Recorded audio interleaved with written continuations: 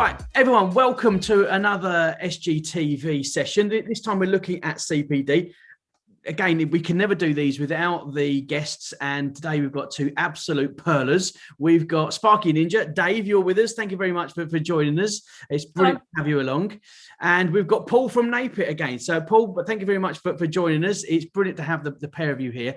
We're talking about CPD, aren't we? And what CPD is, how it works, how it doesn't work, what we do, what we don't like about it.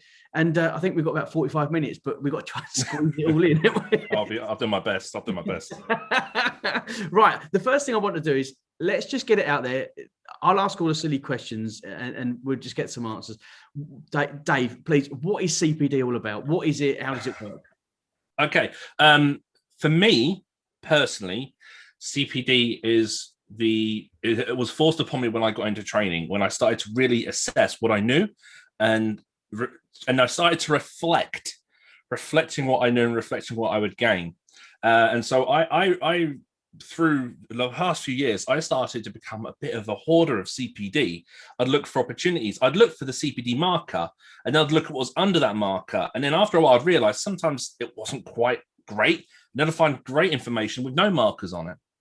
But it just opened it up. If I was to go to what the official response is, I would probably pass my eye to the IET's website, where it may say that it is the ongoing process of tracking and documenting the skills, knowledge, and experience that you gain both formally and informally as you work. Yeah, including training courses, work experience, academic study, volunteering, attending events, and self-study. That's written on their website. Yes, that makes sense. To me, that's just common sense and habit. Yeah, I mean, a lot of it's personal growth, isn't it? So it's how you, and it is all with the CPD, continual professional development, but it is all around that personal journey that we're going on in our careers. And you've mentioned a lot of things there about how we record it and bits and bobs like that. And I'll come on to Paul for this one. Is it really important then that we do record or make some sort of record of what we've done over the year or 12 months period? Well, it is important. I mean, some of us have been sort of forced to go down this route for many years. You know, in previous roles with NAPIT as an inspector, I would get audited. UCAS would come in and say, how are the field officers and engineers, how have they stayed up to date with things? So we would have to log everything down, that we had watched so many hours of CPD, we had attended different conferences, seminars, etc. So it's important. How it's moving into the world of Sparkies is that more and more bodies and registration bodies, etc., are looking for evidence of continued, professional development. Okay, so an example of that is we do our annual checks on our members. We could go and see a member and say, "Oh, you've done some EV, some electric vehicle. Have you got relevant qualifications, experience, etc.? Have you got any CPD?" And they could demonstrate how that they were competent in a number of ways. It may be that they've got a qualification. It may be that they've come and watched some NAPIT seminars, or they've done some training with Sparky Ninja or whatever. But by having it logged down is a way of recording that. Yeah. Now you said that do a little bit here, a little bit there, and I think you've mentioned. In fact, I had to get these guys to stop talking before we actually started because they were giving all their secrets away. But you mentioned accredited CPD, and we had just a quick discussion there. You were saying, Paul, that the stuff that's produced necessarily by NAPIT may not have followed that full accreditation route. So that's just explain what that means to have it accredited.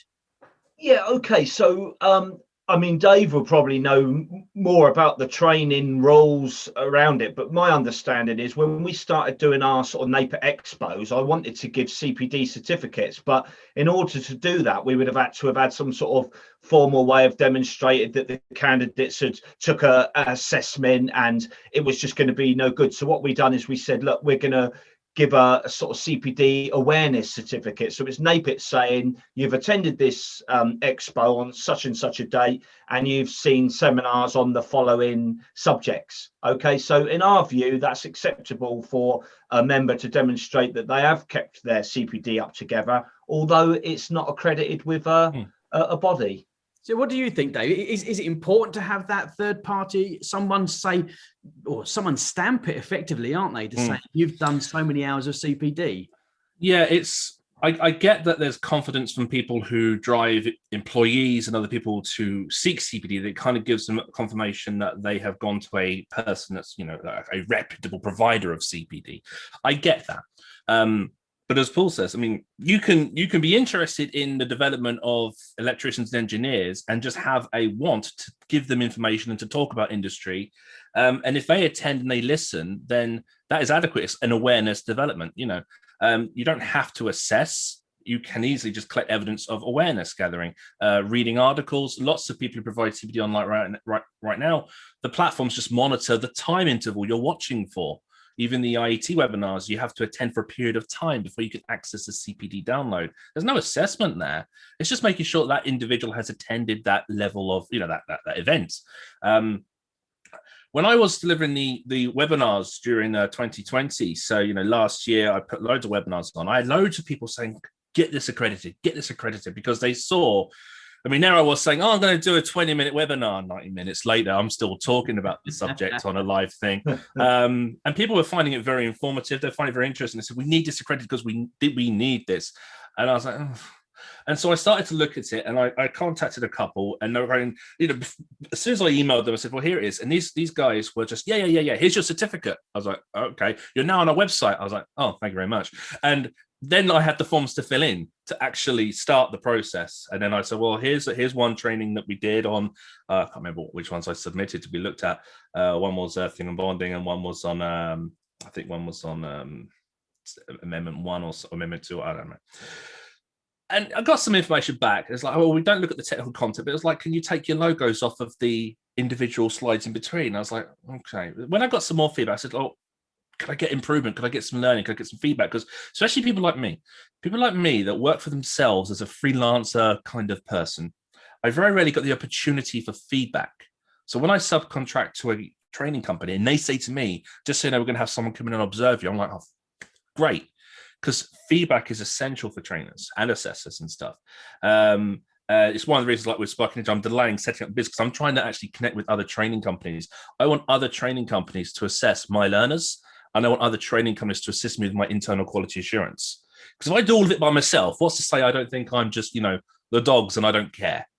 And that's important. So I'm trying to connect with I've got some good training companies that are already on board, and we're looking at ways to progress forward together and kind of help each other maintain our quality assurance. And it's a huge problem in the industry. Internal quality assurance is a huge problem.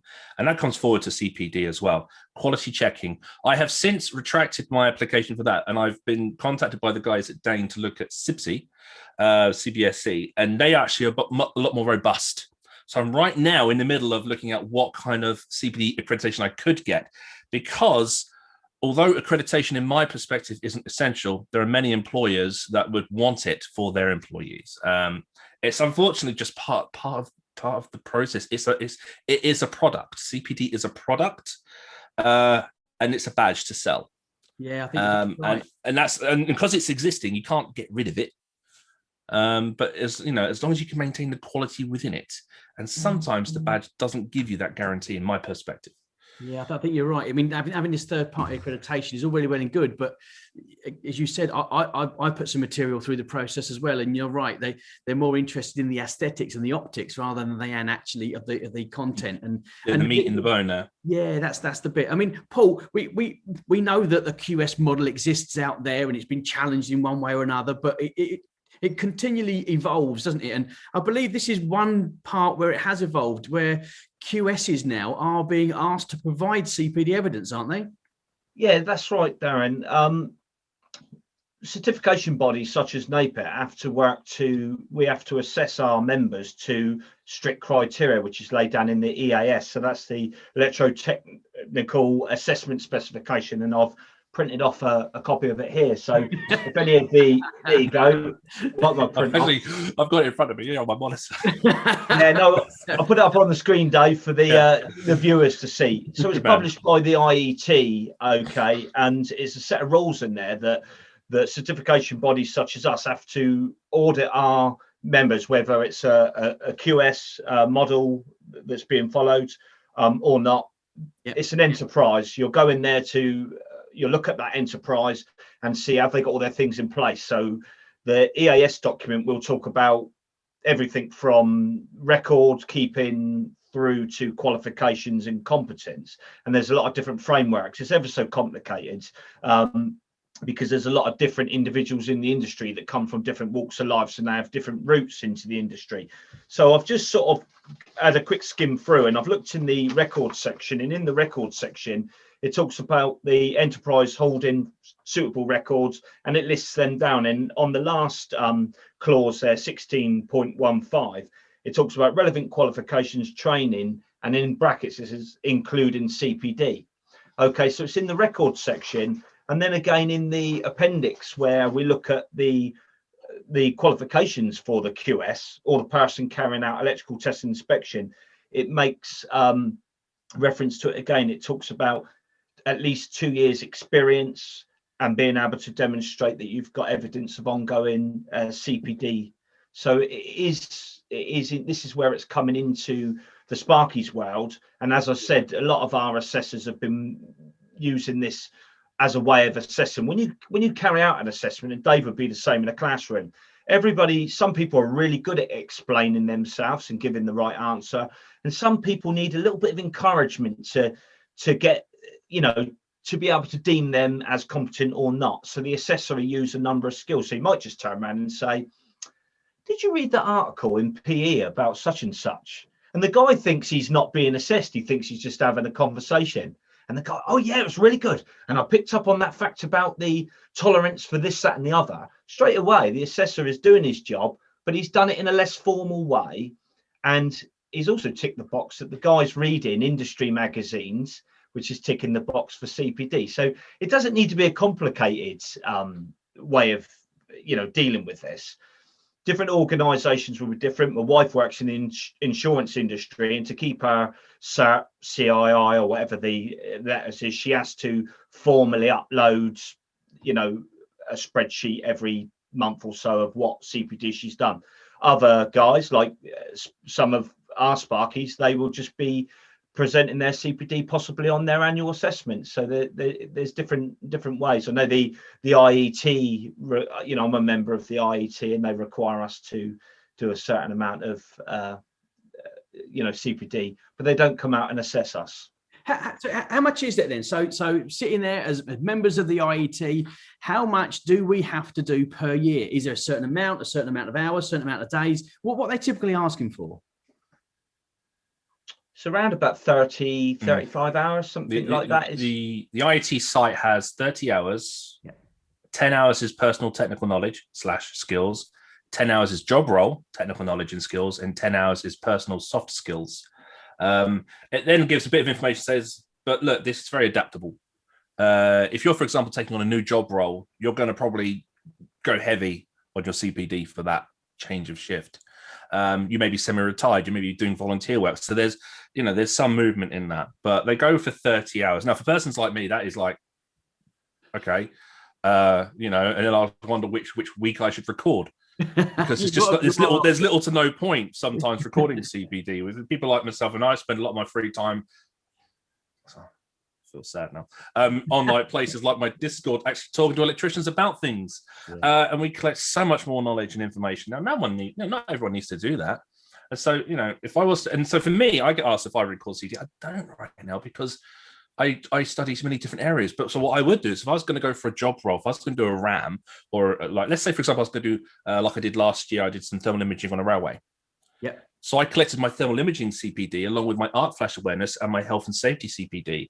I didn't really need to know about my electric vehicle charging point and my solar photovoltaic CPD at that point. So I collected and I consolidated my CPD relative to the nature of my work I was about to undertake.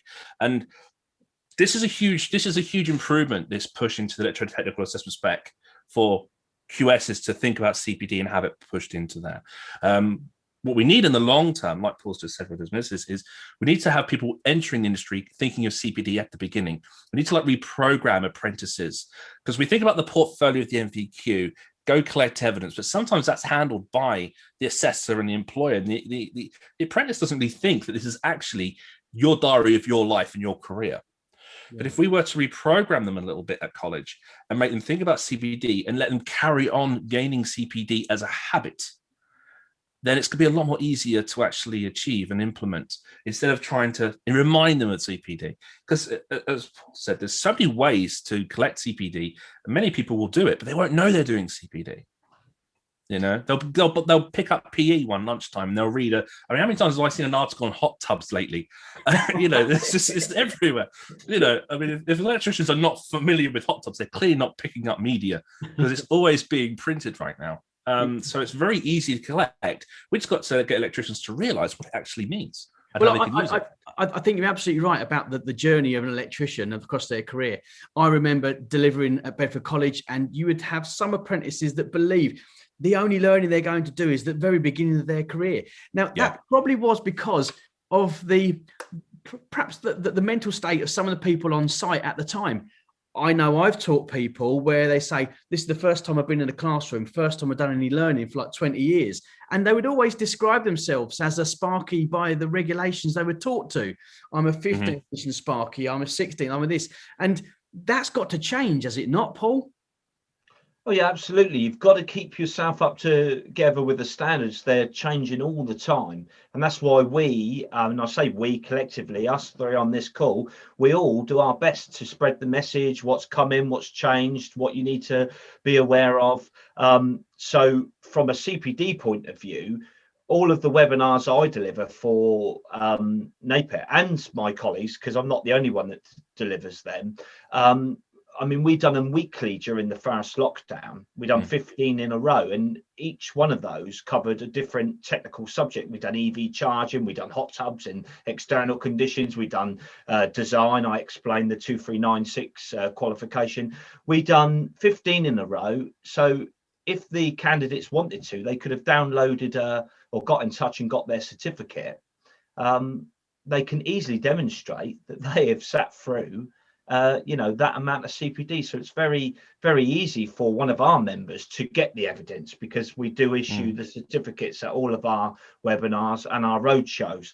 But it could be a ticket showing your entrance to an ELEX show. I remember Darren, me and you used to do a lot of talks at those when we were allowed to, get out and meet people. yeah. What was that all about? It's a distant memory now, isn't it? Hopefully not too far from us now. I think the fact that yes, we could fall over a lot of CPD and not realising it probably misses us and passes us by at the times. But Dave, we know full well that we've said the regime is changing for QSs. Is it just the QS that needs to do this, or do we need to somehow have something in our industry that sees everybody do this? Oh yeah, I mean, if anyone wants to be a professional, you've got to maintain your professionalism, and that's what CPD is all about. At college, you do a huge amount of learning, and some of it you enjoy, some of it you put up with, and then you get to the end, and we talk about things like MVQ level 3, AM2 as end point assessments, and we come up with this point of, I've got my card, I'm done. We've got to change that. You've got your card, you can now get into this sector, you can now start the next step, and that is to develop these skills or to look into, I mean, especially right now where we're looking at many different routes. When we look at EV, PV, we look at, obviously, we've got smart coming in. We've got the regulations are going to get very challenging moving forward when we come into prosumerism. There'll be some sparks that will just go, no thanks, no. Yeah, but there'll be some that do. And we've got to make sure the resources are there. And fundamentally, we've got to make sure that the public find ways to identify the right individual. So this is where the QSs will need to think about this. How do we safeguard the public for making sure they select the services of an electrician that has maintained and progressed the CPD in the direction of the services they are requiring, such as doing work in the home, doing ground thermal or solar or EV or whatever. How do we maintain that? We can get the qualification, but we may not do. I mean, I know guys that have done the qualification, not done the work yet. They collected the qualification, but they've not done the work. And since that qualification was gained, the IET code of practice has been redone 4 times. The qualification has been updated 2 times. We're looking at new technologies, new earthing strategies. We know there's still debates going on about diverted neutral currents, broken PME systems. We know that the discussion's not finished. And we know there's going to be some changes to 722 and Amendment 2. So at what point has the electrician actually maintained competence to do the work in 2022 if they only learnt the subject in 2017 and then stopped? So we need to constantly refresh and revise. And that's why things like, the Wiring Matters magazine, the Competent Person magazine that NAPIT produce, Connections, all those things are very important for anyone who has a membership.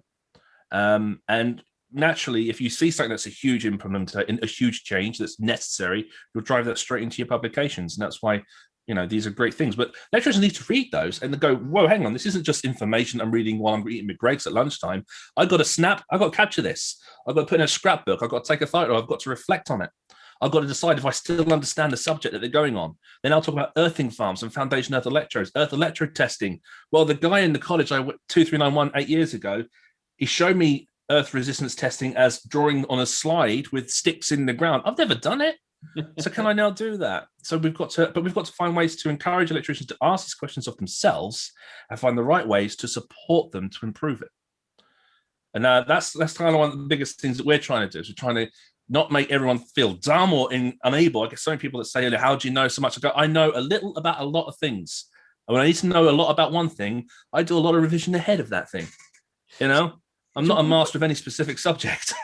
So what you're saying there is really, if I am a domestic electrical contractor, I only need to know about domestic and just brief up on that. And if I then get moved to another part of the business, I then need to squat up on that part. And that may be where you're suggesting we see those switches and changes, Dave. Well, we've got to understand the legislation is very key about competence being relative to the nature of the work. It is. Adequate education, instruction, training, adequacy of education. And so we've got to identify what the key offerings are for the nature of that work. And whilst we'd like to say, oh, I'm an electrician and that's it, there's just so many diverse areas that we can go and work in. And if we're not careful, we'll end up working so much in one area, one sector, and we'll lose pace with the other. Take, for example, your recent one that you did with Jake, where you were talking about smart homes, and even a bit where Jake talked about the difference between 2.4 and 5 gigahertz, right? Or when you said, all right, well, you give an option of, I think it's like 3,000 for a rewire of a home with current innovative methods, or you could go 30,000 for your spaghetti house. Yeah, these are things that an electrician may not know until he's got the job in front of him, and he may not have that experience if he hasn't chosen to just look for it. And if seek and you shall find. Yeah, it's all out there. You just got to actually look for it. I mean, you are saying it's out there, and this is perhaps one for Paul. So traditionally, I say traditionally, the last 18 months, all CPD has been consumed on this sort of platform, hasn't it? Do we think that is enough, or do we think maybe that there needs to be a return maybe to traditional CPD, which is either coming and seeing us or getting some hands-on CPD? Is CPD just about knowledge, or is it about actual activity as well? Yeah, it's everything. It's absolutely everything. The beauty of doing it online and on these sorts of platforms is it's accessible to everybody, and a lot of businesses are too busy to take out a few days and attend an ELEX or something like that, so they miss out. So it's really important that our advice is accessible online, but when people come to a roadshow or an event, they can get their hands on the products and they can talk to the experts, the manufacturers, and they can learn, and that's how we learn. So it's all CPD, whether it's walking around a roadshow and looking and saying, oh, that's what that little bit on that, over the last few years we've had to learn about surge protection devices. We're starting to wonder about arc fault detection devices. You need a good mixture and a good discussion, because you might have a discussion with one manufacturer, they might have a different view to another manufacturer. So it's really important to get out there and to listen to lots of different people, and also not to, if you see a comment on social media, not to take that as gospel, because everybody's got different opinions, and you need to do your homework and and find out what's accurate and what's not accurate. So it's in my view, it's important to get a mixture. Yeah. I mean, especially if you're a member of someone like NAPIT or NICOC, you may learn loads of things from many places on the internet, but you need to then double check what is expected of your membership. Because when you get assessed, you need to make sure that you're working to the expected requirements. It does. I mean, the IET do say that 10 hours of the 30 should be soft skills, personal soft skills, and so we can't undervalue how important it is to get out there and get hands on. Even if it's something as simple as using new tools, new connection types. You go around the Lex, you find the quick wire, you find the storm glands, and all these things. the last thing electricians want is to actually learn how to actually connect things and have those soft skills when they're on a client site and they've unboxed it. You know, yeah, I mean, a lot of That's the electricians, I mean, a bit like me, you tend to learn on your own home. You go away, you go to some of these places, you find something. Oh, I'll give it a go. You get it. You try to install it in your own homes first. You get faith in it, and then you would put it in installations that you're actually charging for. But that's all about this journey, isn't it? About, like, say, them skills of being able to actually. It looks really good. The video is amazing, but getting hold of it and using it themselves is all part of CPD and the journey, isn't it? Well, absolutely, definitely. Going back to smart homes, you know, we've been doing over the last few years, we've been doing sort of introductions to smart homes to try and get the contractors to understand. And it can be from very simple sort of plug and play stuff right through to sort of complex KNX systems and what have you. And I put a little section in the back of the NAPIT on-site solutions as an introduction for Sparkies to understand the terminology. In actual fact, Scolmore sponsored the section, Darren, so you could probably get your hands on it and have a look. Oh, here we go. Oh, Dave, I think Dave contributed to it as well. So, you know, we've all of us tried to get the message out there. When there's new technology, we try to talk about it. We try to get, and the guys probably got these books sitting on their desks, and they Section don't 10. even realize it's there. Oh, thanks, Dave. There you go, mate. We got to revise it for A2, Dave. There's so much stuff in this book. It's crazy. It's crazy how much stuff you've managed to get in. I do just want to clear up, please, guys. But whilst we've got you, right, CPD, is it all about new stuff? Well, Darren, let me bear in mind that I right now have just taken out of a box, right? Yeah, I'm in the middle of a journey of reflecting my ability to use these things once more, because these were stolen from my vehicle 8 years ago, and I've never needed to buy them. I'm now obviously going to start my own training center at some point. Is hopefully, if I stop doing other things, and I've got to get the test. I've got to get my stuff back in. And I've been all over eBay lately, and some people have been absolutely horrible at me, outbidding me. But this, again, exactly, old stuff. I've got to then enhance my old soft skills, re-terminate and stuff. So no, it's backwards and forwards. You've got to be careful, Dave, searching for a joy stripper online, you know. I've got two so far.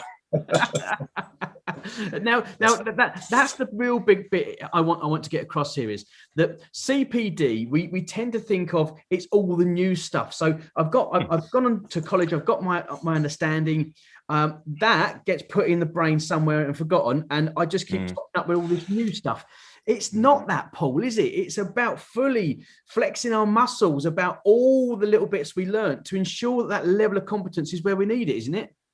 Absolutely. I mean, we undergo it with our contractors every day of the week, because new technology comes along. The guys are doing their course. I helped out on the technical outline this week, and one guy was on there and he was talking about RCD uplift, and he was saying his friend's meter had I'm not going to mention any brands, but it adds some sort of tricks built into the box that would, you know, deduct the RCD uplift, and his didn't, and how could he cope with it? So it's all about that. It's about the fundamental principles of what we do as a job, but learning and keeping on top of your skills. And as you said, there's no point in learning something and then you don't do anything for 10 years. You're not going to be competent, are you? So it's just about keeping that up together. And you often get that when guys move into the office. They've been testing some time ago, they come into the office, and then when they go back on their tools, if they have to, they might be a bit rusty. So they've got to keep themselves up together with how things are moving. And the regs change from time to times, very subtle changes, but little changes with the inspection schedules. And, you know, Amendment 2, we're likely to see further changes. And if you don't keep up together with all of those things, you'll look at a test schedule now and think, God, 10 years ago, it didn't look anything like this. So, yeah, it's a continued path. Yeah, it's very. I mean, it's very easy for you to look for CPD online and go to the common, you know, the common magazine websites and stuff. And a lot of that stuff is market driven, you know, manufacturers, and a lot of that stuff will be brand new tech, which is very essential. Yeah, very, very essential. But you pick up your old PE magazine or similar, read up things on hot tubs, look at old connection methods. I mean, on the Discord, we were talking just recently about the importance. We do these live chats now and then. I don't know why. We're just like 10 o'clock at night. What's left to do? We'll go online and talk electrics. And we're talking about bending radii. And then we started talking about class 1, class 2, class 5 cable types and the differences between those cable types with regards to their bending radius. And one of the problems of electricians seeing one cable bent, which may be class 5 of a tighter bend, and then them deciding to put in a class 2 and have a bend that's the same, yet obviously the conductor is not as suitable. And then obviously one of the guys I network with came on. He started talking about the crystals occurring within the copper material themselves and how that bend can damage the crystals. And we're like, crikey, okay. And then we carried on listening and we started doing some research. But now we're a lot more up to date with understanding why you get hotspots in some types of cable on certain types of bends. And that's just with just talking to other electricians and having a couple of very clever people in the room who then offer extra information, and they're hungry to know more. And they're wondering, why was I not told about this on my 2391 or my EICR courses about looking at the difference in cable classes with bending radius? And they go, well, that's because you can only put so much in there, but you can always expand on it if you read about these things. And there's so much more information that is even beyond BS 7671 that is relative to electricians' work. And that's what we're trying to do, is just keep pushing them along. We must remember that BS 7671 is a minimum standard to work to. And you're suggesting there, Dave, that we go on and learn ourselves through this journey, this continued journey, means that it really does prove that BS 7671 is there as the base requirement, and we can go on and above that. And that is all part of maybe the assessment that Paul and his team will start to look at. But the individual journeys that we are conducting, and it is about our careers, and our journeys will evolve and our careers will evolve as well as technology evolves, as the regulations evolve. So it's always about constant learning. Now, we mentioned earlier on that there is a need to bring all this together, either when it's Paul and his team going out to do an assessment, or whether it's just somewhere nice, as you said, a scrapbook or something like that. Do you think it would be right that then if let's say, we tend to look at plumbers or gas engineers, don't we, and say, well, they're doing their assessments every so often, and there isn't that regime at the moment over in electrotechnical, but sometimes is the grass greener over there? Should we be doing it like that, forcing CPD or forcing assessments on people? Or is this flexible approach in the electrotechnical world okay? I mean, this is the big debate, isn't it? Should it be? Can we respond to that? Should it be flexible? Yeah, go for it. Yeah. Okay. I've voiced this in a few podcasts that I've done. I believe that the industry has these card systems to a point of access to the sector, but I think we need to implement a license to practice strategy, and the license to practice needs to be like your driving license, broken down for different skill sets. And that needs to be live on like an online system. So a member of the public, if they were to seek the services of an electrician, can have an electrician with a license, and they can then go onto a live platform and see that electrician has X amount of CPD or X amount of validation on that skill set, and simplifying it, such as solar, EV, such as smart homes or whatever, and just loosely throwing ideas together. I think that what's needed is some kind of system where electricians pay the license fee, and that fee then, after admin costs and stuff, goes fully into the funding of the CPD.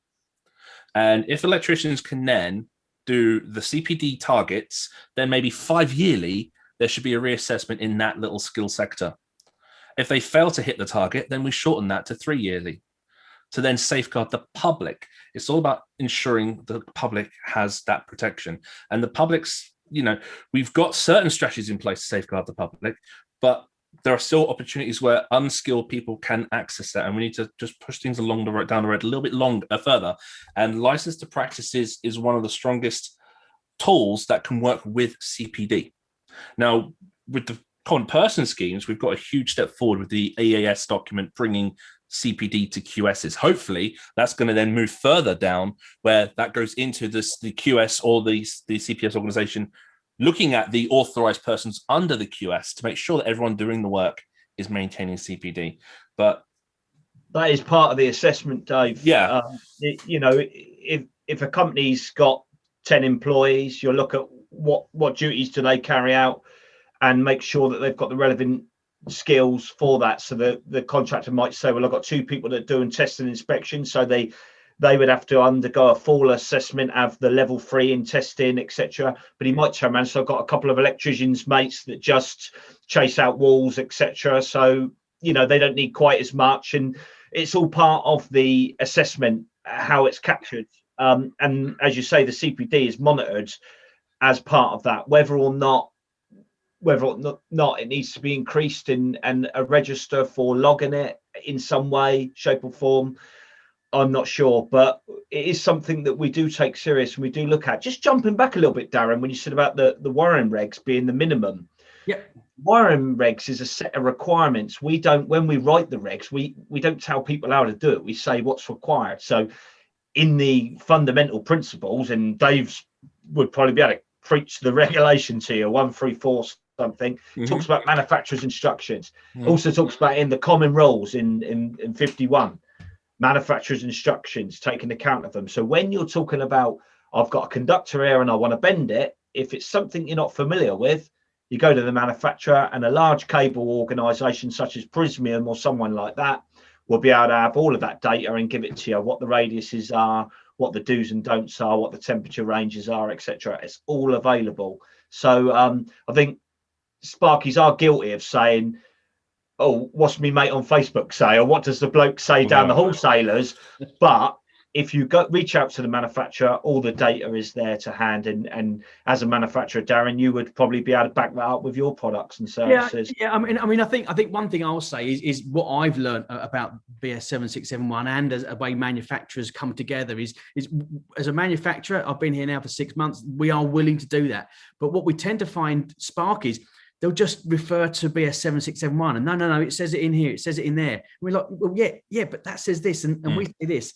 Bring it together, and it will give you the complete installations that you're looking for, and that's a bit of the thing. But again, this is all about making that awareness and upskilling people so they are aware of what's going on there. So I think just to sum up, we know full well CPD, for those that do it, clearly they stand out from those that don't. And I think if we were to go by the model that Dave was suggesting there, where we bring it all together, I think without a doubt, I think we could see people probably get left behind quite because they just wouldn't engage with it. And unfortunately, some people will need to be left behind. I was going to say, I would mention that. Is that a problem if we leave them behind? If they don't want to come with us? No. You quite often get that. I mean, I've been around our members now for over 12 years. And you quite often get guys that are towards close to retirement. When there's a regs change, they go, "Oh, I can't go for all that again. I'm going to retire." We do naturally leave people behind, but we're all here to try and help. So if we can reach out and we can help someone, and that's where we would, maybe advise they go to one of our training centres. And I'm sure, there's plenty of other training centres that can give them that help and guidance and nudge them back in the right direction. Yeah. No, I think you're right. I think it's all about us. I mean, one thing I know that Dave and the E5 gang and the bits and bobs have been on about is making CPD more accessible, not being snobs about, I've got all the knowledge and knowledge is power. It's not about that, is it? So there's loads out there. I mean, Facebook, Twitter, everything like that. All the platforms are being used, not just by Dave and his team, by you guys at NAPIT, by us here at Scolmore. The work that I know we're trying to do here at Scolmore, I know you've been keen on it over with the E5 guys, and Sparky Ninja yourself have been very keen on it for a number of years. And with you guys at NAPIT, I think people will understand that it is out there and it isn't hard to find. Literally a quick Google search is going to mean you trip up on loads. Everyone's pretty much got access to YouTube nowadays as well. And it doesn't have to be thought of as this big horrible thing, CPD, that I have to dedicate half a day to, I have to do this. So I think we've got rid of some of the myths in the discussion we've had today, and it's been brilliant that we've had the pair of you to be able to confirm what is or isn't CPD and what we can look for in the future. We can go to your website, Sparky Ninja, Dave, I know that's available, and I know that people can go to you, NAPIT, as well, and have a look at what's available for you. Or hopefully they'll see all of us one day at these things, you may remember them, called live events. Called live events. We'll all be in a line doing our soft skills because we've not had the chance. We'll all be in a line. Conduit again, won't we? Yeah, it's rumoured that things will start moving in September again. I've heard that, yeah. So I mean, that'd be the great. So the first CPD event of the year, probably the big live one. I'm hoping up at Coventry in September, if it gets to go ahead. If we're all allowed to do so. But until then, what I will do is I'll say thank you very much for your time. It's been absolutely brilliant to share the screen time with you guys. I really do love the fact that we're also passionate about what we're trying to do. It's not just a career for some of us, is it? It's actually a bit of a hobby as well. So that definitely comes across. Yeah, sometimes a bit too addictive. We leave our own business development behind. That will happen. But you are going to get that training centre one day, Dave. One day. Yeah. Yeah. Look, from me and the guys, thank you very much for watching this. If you want any more information, you can go to their websites, or SGTV has got lots of information on there as well, where you can glean some information that may be able to help you out. Until next time, guys, please stay safe. And from me and these two lovely people, we'll leave you alone and we'll hope to see you again soon. Take care.